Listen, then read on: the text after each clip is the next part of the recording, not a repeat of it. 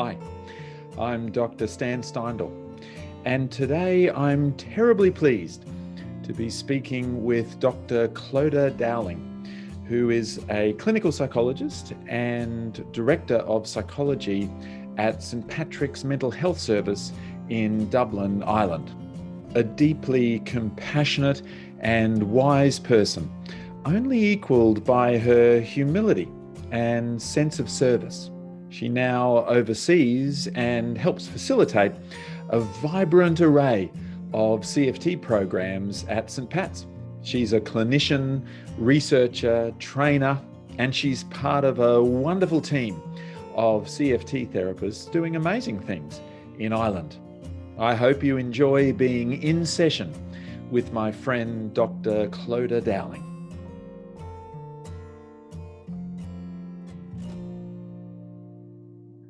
Well, welcome, Clodagh Hi, Dowling, Stan. to Compassion in a T-shirt in session.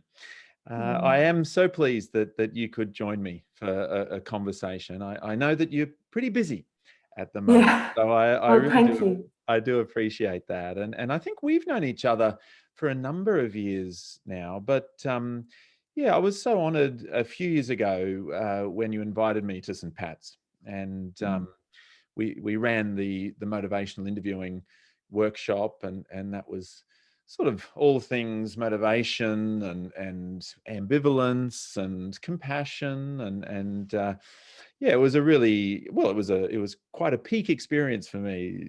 Truly, it was really great to be there with you all and your amazing kind of colleagues there that are doing such great work and It was great also, I fun know for us you. too. Really enjoyed it. Yes, I know you and your colleagues also often come to the Compassionate Mind Foundation conference.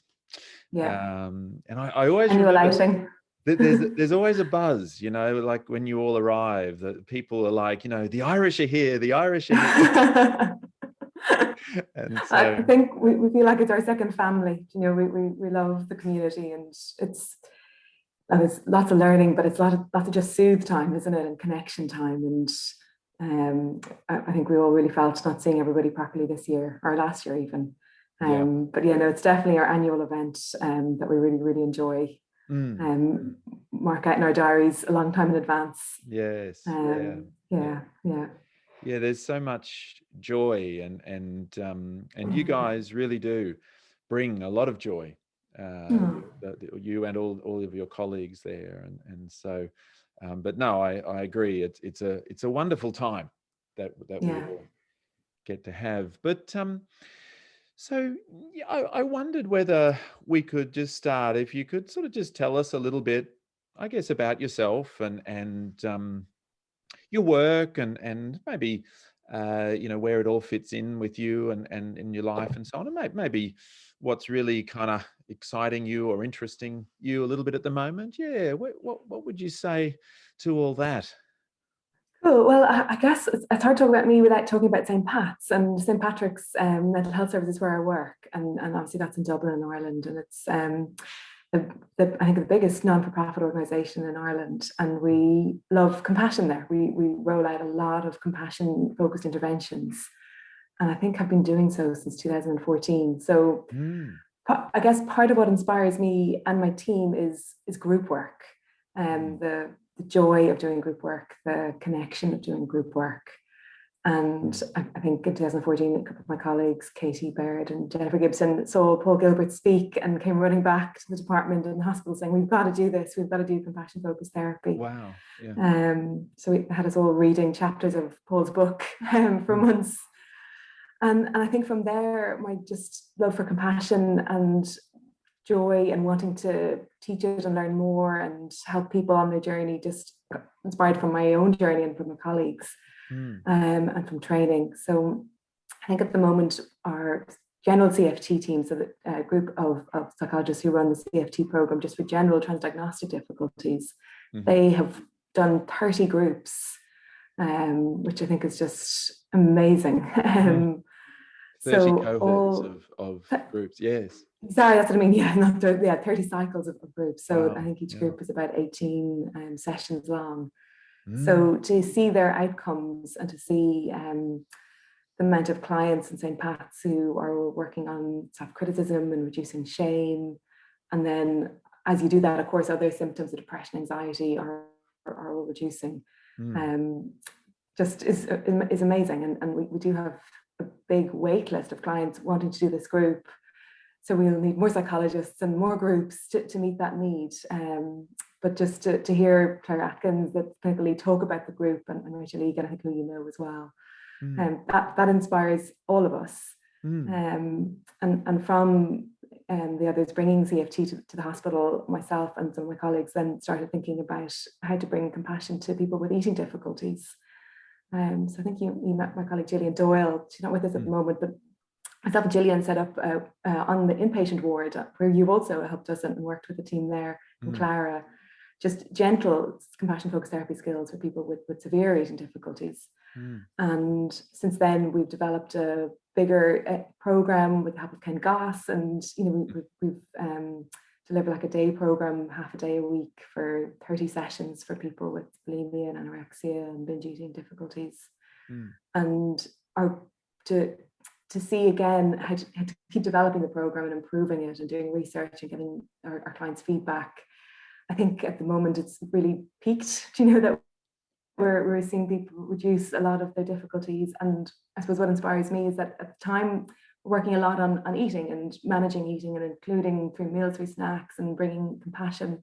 But by the end of the program, people are doing that, and actually we're getting behind what the eating difficulties are. We're getting to the emotions, to the core childhood difficulties, to maybe traumas, and the clients have the capacity to go there without using the eating disorder to cope or to protect themselves. And that really inspires me. That that's just amazing to be part of. And then more recently, or other programs that we do in the hospital that I support and of hearing about, or we have a group of psychologists working with people with psychosis and bringing compassion to people with diagnosis of psychosis. And again, that's just incredible to hear people who have had such a difficult time and so much trauma, maybe when they leave hospital feeling such shame, that they have a program to help, a group program to connect to others, to understand their difficulties from a psychological perspective, to understand things that are so scary for them, but actually have compassion and connection and reduce self-criticism. And I know from the team there that Mary and Myrna was working on, who I think you also know, they want more and they want longer groups and more interventions. So it just, I think the more we do, the more we need to do, and that's keeping us busy, but it's flowing, the flow of compassion is coming through even more. And then one of the things that I'm very passionate about is the trauma program that we've developed, myself and my colleagues. And obviously Deborah Lee has been a huge inspiration, and Deirdre Fay and their work. So myself and my team are trying to combine their work into a comprehensive trauma program. And we've done a third cohort, or third cycle of that program. And I guess that's something that I'm just so grateful to be able to do, that we're in a hospital like the Hospital of St. Pat's is 270 years old. So it's, it's seen all the different types of mental health disorders from way back in the day. And to think that now we have a trauma program where we're looking at, and obviously you probably know a little bit of the history of Ireland, and the suffering Irish people have had and the abuse, to be thinking that actually we're opening that up and we're looking at that from a compassionate lens. And again, people doing this in a group, having each other and not being alone, and being able to support each other through that. And Deborah always says, trauma doesn't get better in isolation. So to be able to do this work in a group is hugely inspiring. I think a lot of the times we're doing the program, I'm in a mixture of kind of my own compassionate state of joy and sadness, and in touch more with my emotions when you're with people who are really being brave and going towards their emotions and their suffering. So I think, I suppose what I'm trying to say is the work we're doing is really inspiring, and the people I'm working with are really inspiring. And the structure that allows us to do this work in St. Patrick's Hospital is really inspiring, that we get so much support to do these programs. which I'm really grateful for and delighted. Like St. Pat's is stretching across Ireland. There's, we have little clinics in Cork and in Galway, so it's reaching further and further. And I think compassion is a huge part of that too. Oh, look, my heart fills, listening to you talking about that stuff. I mean, there's just so many wonderful things that I really piqued my curiosity, and I'd like to hear more about, actually. But just the totality of all of that as in your service. I mean, it must be one of the few places in the world where it has such a comprehensive compassion-focused approach to mental health and across a range of presenting problems or conditioning and suffering, and it's just so inspiring to hear that the organization and all of the people in it have created this. I mean, yeah, absolutely, and I think it's all things start with small steps, don't they? And I think that's a learning in compassion, and what we say to our clients is small steps, and great things come with small steps. And when I say, I remember all of us sitting together reading Paul's little blue book, and Katie Baird saying one chapter a week. That's how it started. There's a famous Australian singer, Paul Kelly. I don't know if he's made it to Ireland. He might have, but yes, one of his lines is, "From little things, big things grow." And you guys have done that. There's no doubt about it. That's incredible. One thing you did mention, though, and you talked to me about it when I was visiting there, and that is a little bit of the history of St. Pat's, because it does have a very rich history, both in terms of what mental health really, used to be and so on in the very early days of it. But also the way that it's sort of moved as well and across time and changed with the times and so on. I mean, can you give us a little snapshot of? I know that I'm springing that question on you a little bit. But what's some of the history there with St. Pat's? Jonathan Swift founded St. Pat's, and he was a satirist. He wrote Gulliver's Travels. Right. Yes, that's right. I think he'd worked in Bedlam in the UK, so that kind of really grim sense of a madhouse or not knowing what to do with people who were crazy. And he wanted to help and understand and kind of had a sense, 270 years ago, that actually we needed to have better provisions and services for people who were struggling. So he left money in his will to set up St. Pat's. Right. And I don't know how much it was, but probably equivalent to like 2 million or something. And so I was able to start up for a little while, and then developed. And I think he had said that he wanted to, it's awful, like he wanted to set up a service for fools and madmen or something. Right. And that then was the language of the day, I suppose. That was the language of the day. So but it was better than nothing. And then over the years, it improved and improved and improved, and the different governors, the different people in charge were able to build more humane and more training, more education, which is probably where we were so kind of open with training and education then. I think that's probably key around training and staff and nurses and also better conditions. So I think I'm probably not the best historian, but you go onto St. Patrick's Hospital website. You'll probably get more information. But it is something that, when you've been in the hospital and you see these grand pictures and you see pictures of Jonathan Swift, and there is every now and again a moment of, I wonder what he'd make of it now.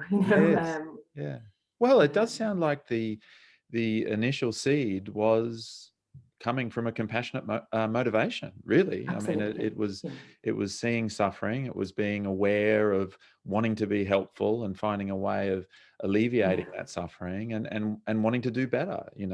Absolutely. I mean, he was a colourful character from what I remember you saying and so on, but certainly, that kind of compassionate motivation right from the start. I was wanting to sort of now check in a little bit about that first exposure, I guess, to compassion and to CFT, because I get the sense there that, like me, people were sort of listening to Paul basically. And it was kind of Yeah. like, wow, like it's sort of mind blowing type feeling. And I always find that, listening to Paul, there's just so many things he says every time that just creates this food for thought, and these it's so stimulating and interesting. And you think about application. I think that's the thing for me is that you can't help but thinking about application. So yeah, tell us a bit more about the guys when they brought this idea back, and then your exposure to all of that from there.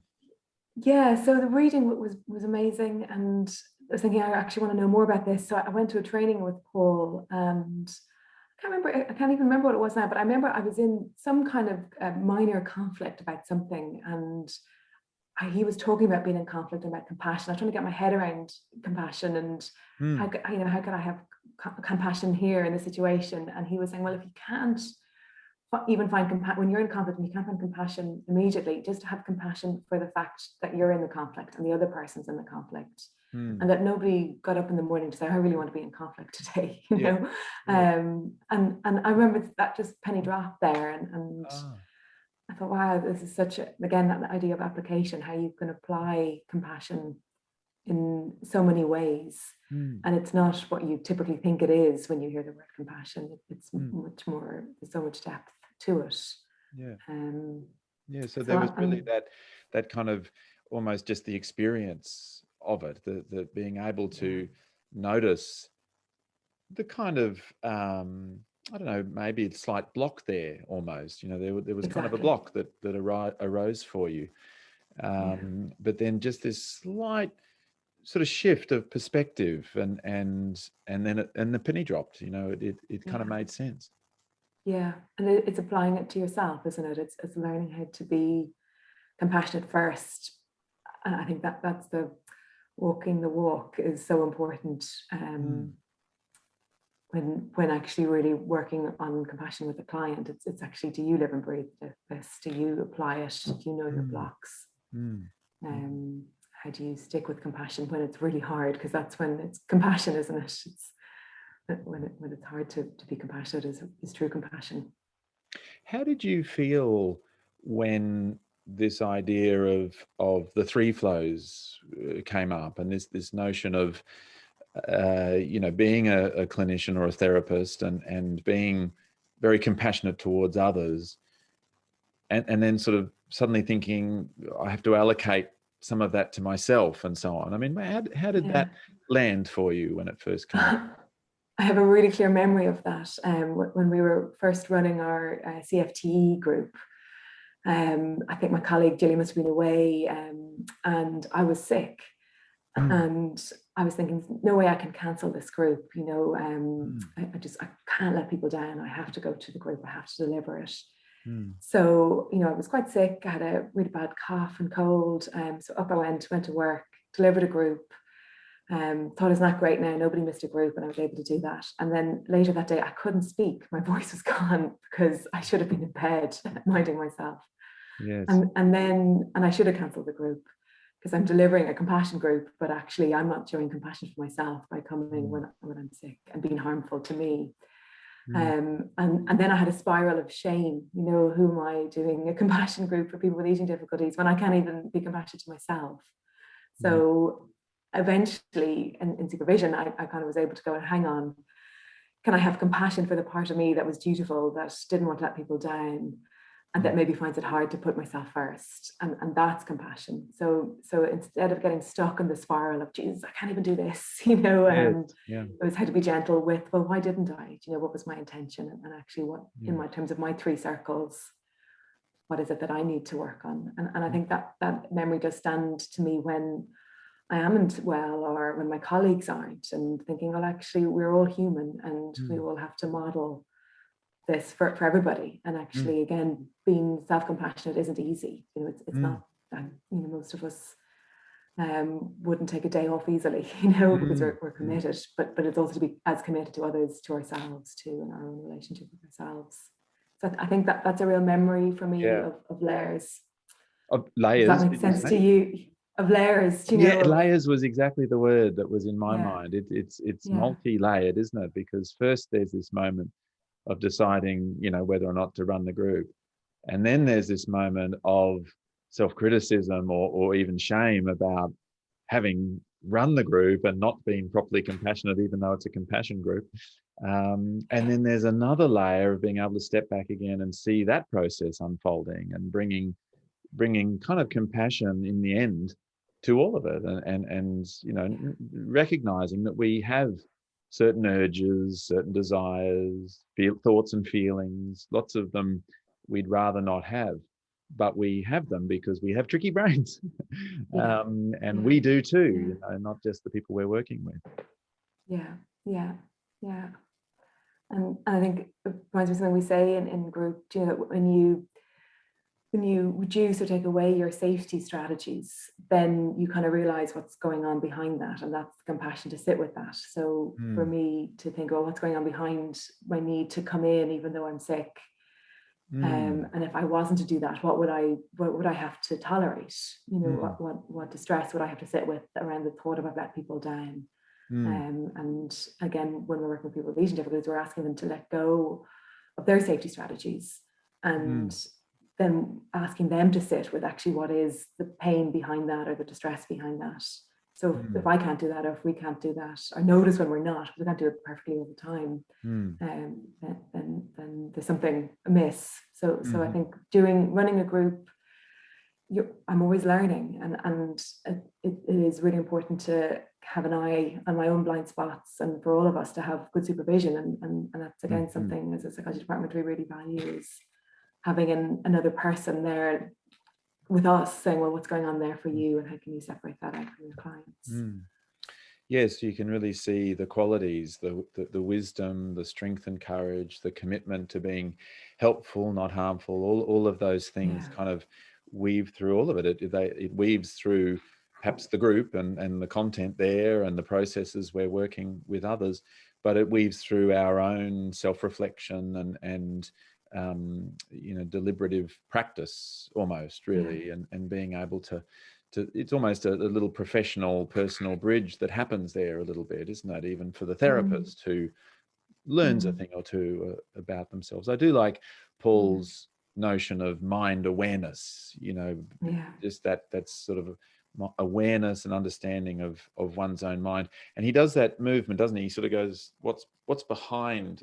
Yeah. He uses his Yeah. hands and he says, what's behind? Yeah. And I think by that he's talking about motives, and Yeah. that's so some motives are more drive system motives and our need to sort of achieve, and some are more threat system motives now, Mm. fears about how we'll be judged. But yeah, it To just sort of protect.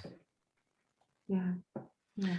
Yeah. you actually mentioned seeing behind the difficulties with respect to the CFT group for those who have eating or related concerns. What have been some of the insights there? Sort of using CFT in groups with people who are really Yeah. struggling in that way with eating and weight. Yeah, lots, and Ken Goss supervised us, so I think I've internalized him in some ways in the group, and one of the things I guess from Ken I've internalized is that courage, and sometimes compassion isn't always popular. So I Mm. think there's a part of me that would love to not have meal plans and not do weighings, and Oh, just do compassion. And then there's a part of me that knows I have to have the courage to do those things, because if I don't, that's harmful to people with eating difficulties. That oh, they do need to work on meal plans and eating. They do need to know their weight to help with the wisdom and the knowledge and the psychoed of CFT-E and understanding their body.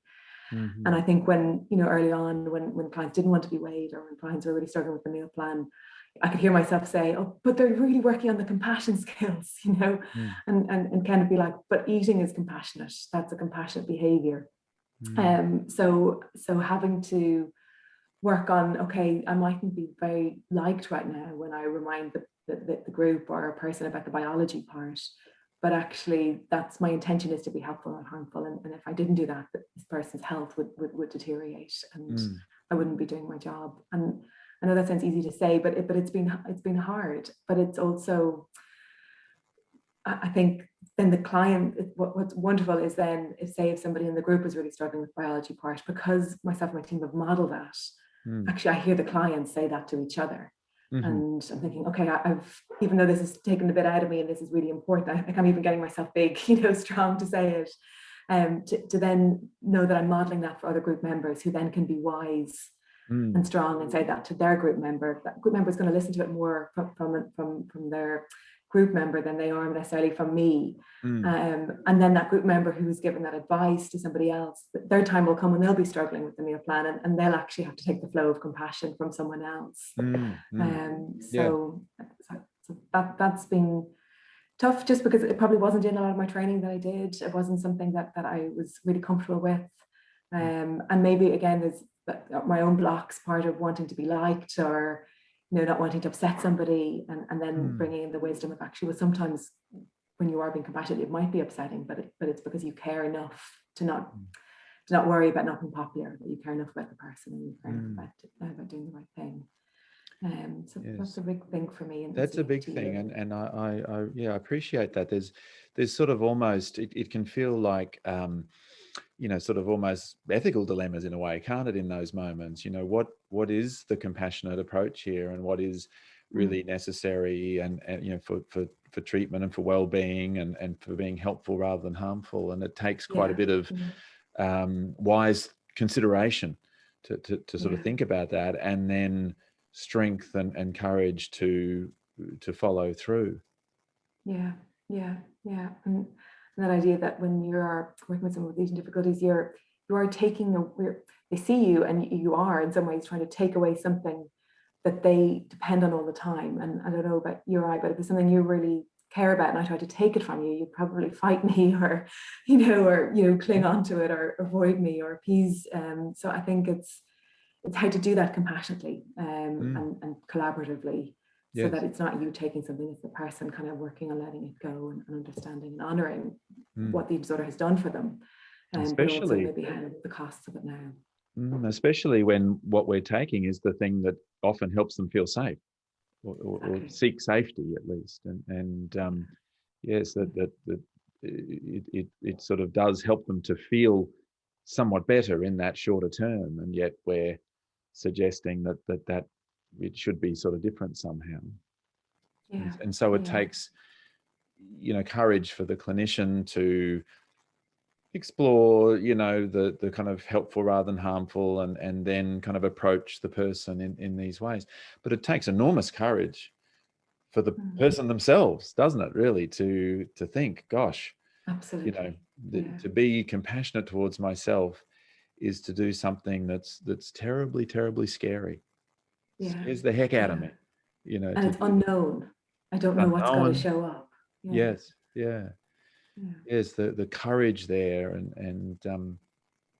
and quite often really compassionate, especially self-compassionate behaviors aren't necessarily the easy option. They're sort of the thing that are most likely to be helpful towards our well-being, but not necessarily the things that'll make us feel good right now.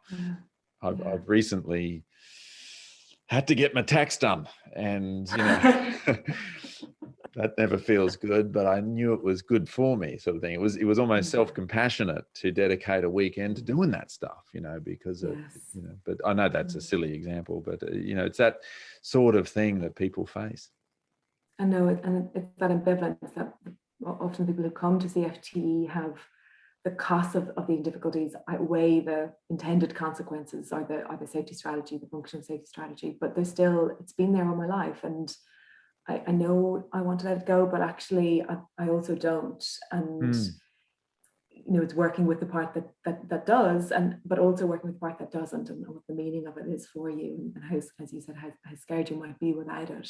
And that's where I think where compassion comes in, is because you're not just taking something away, you are helping people learn a new way of being to themselves and others. And I think some of our outcomes in our research, it's been really helpful for me to see that there's this part of a compassionate identity that begins to emerge. But often towards the end of the group, some of our clients will say, actually, I don't know who I am right now, because the eating disorder has been such a big part of me, and I have moved away from it. And actually, now the symptoms are a little bit less, oh, I'm scared, and that's the bit I really like about compassion, is that when the group finishes, there's still lots of change that will happen around building your compassionate identity. That we've hopefully given people ways to see things differently, to relate to themselves differently, and that doesn't stop when the group stops. So it's terrifying and it's exciting.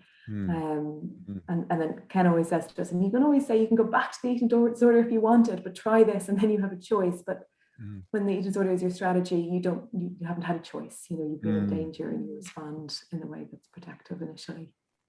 What sort of work do you do in terms of multiple selves or parts and so on? Can you comment on some of that? Yeah, so say we do the psycho-ed and skills, and then we go to the therapy part, and that's where we start with people taking their weight, and also with the meal plan. So say somebody comes to group and they've taken their weight, obviously individually, and they come back into group, and the threat system will be on, and there will be lots of negative thoughts about I'm fat, or I put on weight, and we would do multiple selves then. So we would unpick all the different emotions that maybe have been triggered by that stressful situation of being weighed, and then bring the person's compassionate mind online and the group's compassionate mind online for the person.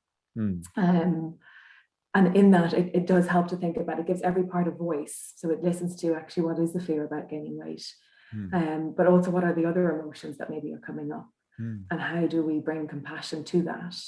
And another skill that we do, which is, again, it's when the group members have enough capacity to do this thing, and Ken and myself designed it, called mini formulation, where you, after being weighed, one person might say, well, what's your negative thought, or what's your threat system saying to you right now? So they would say whatever it is, and then each group member would ask another question about that thought.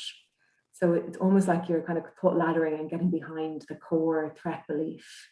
And in that way, we get to, it starts with, I'm worried about being fat, but actually it'll get to something much more deeper and much more core for the person. So it has an understanding of, actually, when I know my weight, this is the part that gets triggered, but actually it's bringing me way back into something, into the past, or a fear that I didn't quite know I had, I didn't quite have the words. And then it's maybe bringing compassion to that. But what's really nice about that is the group are learning to tolerate the distress as well, to stay with the person, and even though the person maybe is finding it hard, that they are listening and they're being sensitive to suffering, rather than going, oh no, don't go there, here's tissue, it's okay. They're being really courageous in staying with the person around that suffering. And the person obviously is being very courageous, and the people asking the questions are also the group. It's not no point just myself and my facilitators having great questions. We want the group to be curious. Yes. And many of the questions that they will ask will actually resonate for them. So they're learning how to do this for themselves when they get triggered, when an eating disorder thought comes up for them, that they're learning how to sit with that themselves, and then think, again, thinking about, well, what's behind that thought? What's going on for me around that? What's my fear? What's my motivation? So they're little ways. And the thing, both with the way you might incorporate the multiple selves and the exercise that you've developed, really taking advantage of the group context and the flows of compassion and the way that we can come together and explore and sort of also find our way through this sort of stuff. I can really see the sort of absolute benefit there of group work. What was that little exercise called that you developed with Ken? Mini formulation. Mini formulation. Yeah. So it's learning, because obviously in CFT there's big formulations, and it's learning how to do a mini formulation on the spot around small triggers. On the spot, and to do with things that have happened, sort of thing, and that's brought to the group on that day. Yeah. Ken Goss is a wonderful fellow. I actually published a paper with him once. It was just a review paper. But and you mentioned as well Deidre Fay and Deborah Lee. So you've had lots of really wonderful people there. What's been your experience with the trauma groups too? Then how are they sort of set up, and how are they working? Yeah, the trauma group, we have 3 stages. So we kind of take two determines: first stage of stabilization, and then second stage of telling your story, your memory reprocessing, and the third stage of that kind of idea of post-traumatic growth or moving on. And we moving on from the trauma and living your life more. So for the first stage is in group, and we do a lot of Deborah Lee's CFT trauma work and developing skills and understanding psychoeducation around trauma and tricky brain and what's happened to you and how flashbacks occur and how that makes sense from a compassionate mind and compassionate perspective. And then I suppose we're trying to bring in stabilization and compassion and developing capacity to go to the next part. And I very strongly believe in the evidence base for working through memories. And I think that particularly our groups for complex PTSD, so everyone in the group will have quite significant flashbacks of the past and of trauma memories. So we then go to group, stay in group once a week rather than the twice a week, which is stage one. And then everybody would have individual work to kind of work on memory reprocessing.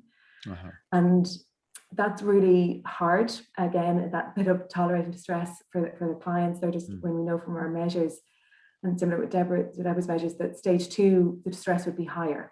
Because people are going back into the past. And the only reason we want to go back into the past is so the present is easier. Yes. But what is really nice is the group having each other during that individual time. They have once a week individual work, and then they meet as a group with us, and we do multiple selves and parallel lives, some interface work as a group. So people might tell their story through letter writing or doing parallel life work, multiple selves work, but they're also doing the memory individual work with us. People may not want to use that space and might just be struggling. They might just want support. And others might be doing okay, and they might be encouraging. So there's a really sense of, when you're doing that work, there's so many highs and lows. It doesn't all just get okay, and the group have each other to really be inspired by each other and to really support each other, to be there. And then that goes on for 12 sessions. We have 12 individual sessions, and they have 12 group sessions. And then we go into stage 3, where we bring in a lot of Deirdre Faye's work, where she talks a lot about attachment and trauma, and she has these lovely 7 attachment needs. Probably won't be able to list them all off, but one or two of them are things like delight. So often people, when they think about attachment, think about what you don't have. And she says, as an adult, as a child, you need an adult to meet your attachment needs, but as an adult, you need to meet them for yourself. So when we think of post-traumatic growth, we're saying to our group members, they know these things have happened and have not been their fault at this point, hopefully, and you didn't get a lot of your attachment needs met. But actually, how can we help you? How can you help you learn them now and meet them now, and how have the group met them? So things might be in our attachment needs, like learning, mentoring, having delight in someone. So when you think about a baby, or we were talking about our dogs earlier, you have delight in something they do, and how do the group members have delight in each other? How do you have delight for yourself? How do you turn towards what's nurturing and what's good? Have you had moments in the group where somebody has had delight in you? Have you had moments in the group where you felt safe? Have you had moments in the group where there's been, like one of the attributes would be conflict and repair? So have there been moments where we've been in conflict, but actually stayed and cared enough to stay with each other to work through it? Because we do it in a group, and because people with complex trauma have had such horrendous experiences, often their relationships have been traumatic, and attachment wounds are opened in the group. People brush against people's traumas without realizing. So I could not mean it, but I could forget somebody's name or say the wrong thing, and that could actually just put somebody right back into the past of not being seen or being heard, and that will be a trigger. But there'll be moments where we'll work through that trigger together.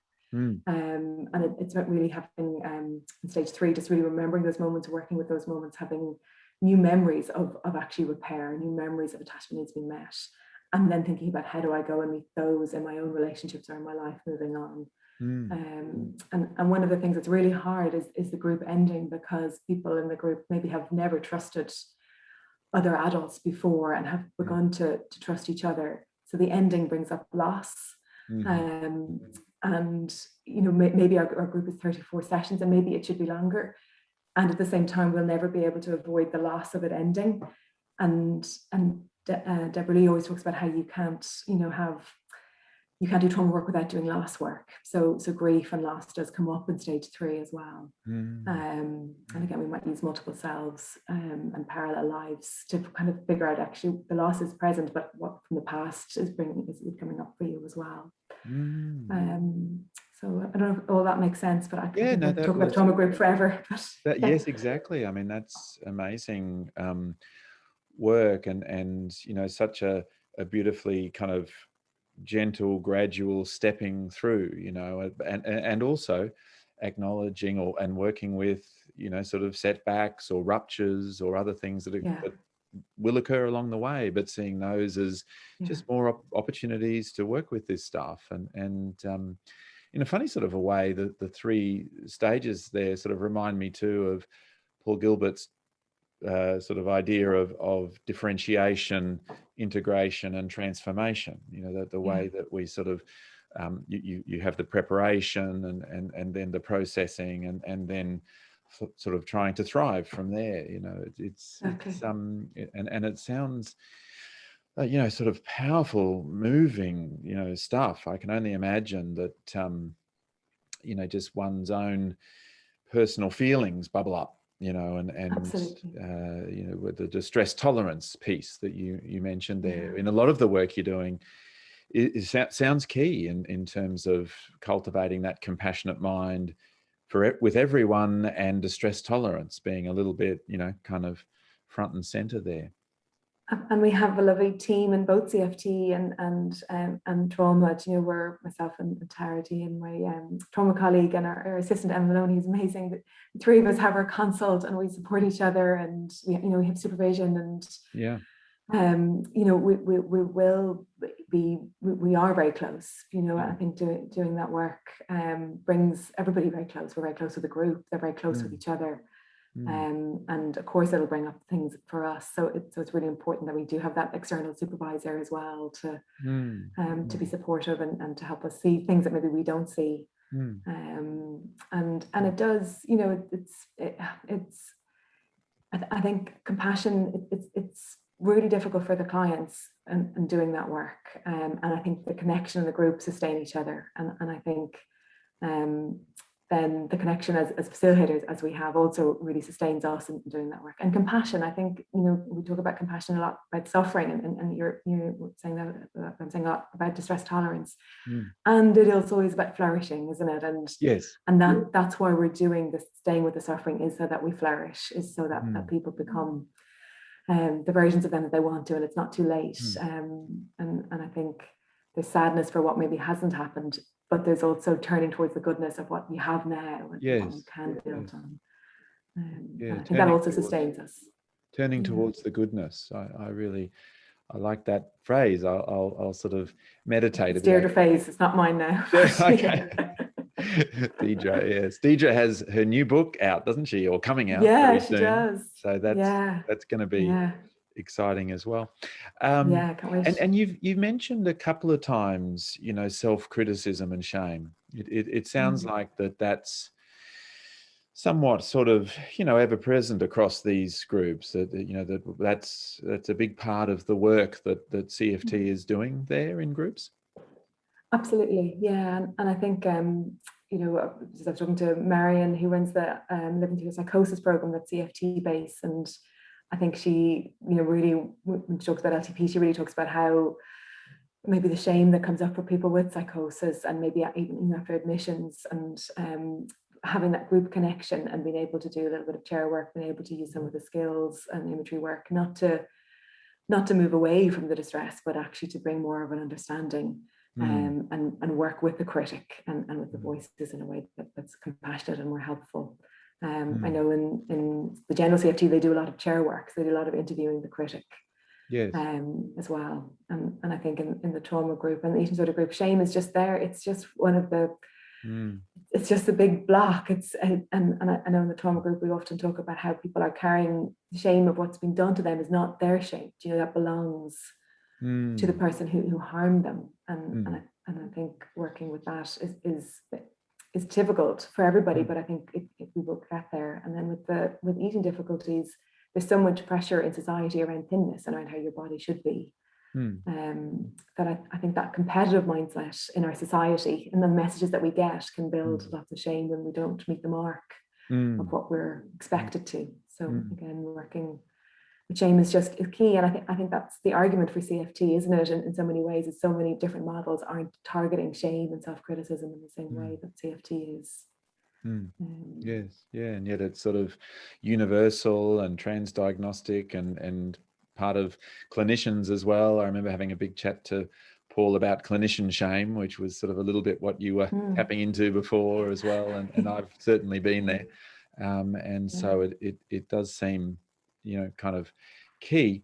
And yet you've managed to really create some incredible engagement too. People have really engaged with these programs, and you've had a large number of people through it now, and you have more on the list to come, and so on. I mean, it's very interesting. You've done something really right there to create a sort of a I don't know, a way for people to sort of see it as useful, beneficial, something that they're wanting, rather than, that compassion, that sounds a bit, not sure I want that, but something's created that engagement.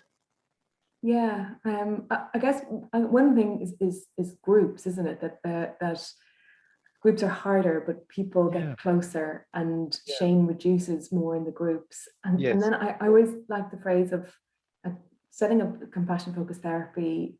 In 2014 was a risk, and Richard Booth, the director of psychology back then and until recently, he would just say, let's go for it, let's do it, and let's do research and let the clients let us know what they think of it, and if they don't like it and it's not working, then we won't do it, but let's go for it. And I think over time, and all these programs that we do lots of qualitative research around clients' experiences, and we do outcome measures. Obviously, we wish we had more time to do better and more research, but we do have some, and I think over time the work speaks for itself and the outcomes speak for themselves. And I think that's the beauty in working with a team and a large organization, is that the clients will go back to their team and say, I did this group, or they might meet another client and they'll say, I did this group, and word spreads. Yes, no, I think that is really very important, that it again, courage, just sort of let's go for it, and that enthusiasm, and really, I mean, you all just embody it. I mean, you do, basically. You really are, and you too, Clodagh. I mean, you really are a very beautifully compassionate person, so genuine and authentic with it all, and so giving and generous in all that you do, and I think it just creates something very special, and the clients know it and feel it, and as you say, the word spreads. So it really is amazing stuff. One of the little questions that I was keen to ask everyone was my sort of 3 tips question, and so, like, what, given all of this and all that you've experienced and noticed, and with yourself and perhaps with the groups, but what would be 3 tips that you would offer others who were sort of on their way with their own compassionate journey, bringing compassion and self-compassion into their daily lives? 3 tips. 3 tips. So you're great with 3 tips, 3 gems. We steal that from you as well. Oh yes. It's always 3. Yeah. So I would think gentle steps. As we said earlier, great things and good things happen with small steps. Yeah. I would think in terms of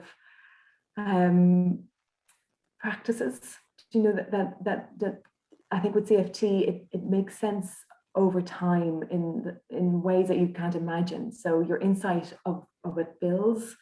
So keep doing the practices and be gentle with the insight. It will come. And then I think when it's hard, or when you're not feeling very popular, that's probably when you're being at your compassionate best. Wow. Yeah. gentle steps, it will come. Practices make sense over time that perhaps even at first you won't even be able to imagine. And when it's hard, you probably that probably is when you're at your compassionate best. Well, that's really wonderful. I'm so pleased we got a chance to talk, and again, I really appreciate giving up a little bit of your busy day to have a chat across the world, I guess. Not at all. It's a pleasure. From Dublin to Brisbane. Oh, well, it's so lovely to see you. It's really nice to chat, and you're so supportive to us in PATS, and I love your books, and I'm hoping our clients will look at them as well and use them as workbooks. So it's been a joy to talk to you. Thank you. Yes, it's lovely to get to show off all the work in PATS as well. Thank you very much. And if people were sort of interested in finding out more, there's a website there you mentioned. Is there other ways they can be in touch or that sort of thing? Yeah, I have a couple of things, and I have them written down so I get them right. So we have our website www.stpatricks.ie. Yep. And there is a Twitter page at St. Patrick's, there's a Facebook page at St. Patrick's MHS. And then there's also Instagram, St. Patrick's Whims. And we have a kind of a campaign in St. Patrick's around awareness around mental health difficulties called Walk in My Shoes. So you'll have access to that on at St. Patrick's Whims. Okay. Also, there's another thing just to say that there's an Irish Centre for Compassion. Ah, yes. That Katie Baird has set up with colleagues. So, if you don't want to go through St. Pat's, there's always, and Katie works closely with us, there's always the Irish Centre for Compassion. And then in Galway, there's evidence-based therapy where Roisin Joyce runs, which is also very focused on compassion. Oh, yes. I know in the Irish Centre for Compassion in Dublin, Katie is recruiting for more therapists. So if there's any therapists listening who want to work with Katie in Dublin, please contact her. It sounds tempting for me in a way. Yeah. No, okay. The so that's time great. difference might be tricky. I'll pop all those links down in the description Lovely. below. And in fact, if you wouldn't mind sending them to me, that would be great. But yeah, thank you very much, Clodagh. I really appreciate you talking, and I hope you have a wonderful rest of your Friday. Oh, thank you, Stan. Thank you so much. Enjoy it's your evening time now, so hopefully you have a lovely weekend. It's time for the weekend. Time for the weekend. Brilliant. Yep. Okay, good. Thank you. Take care. Bye.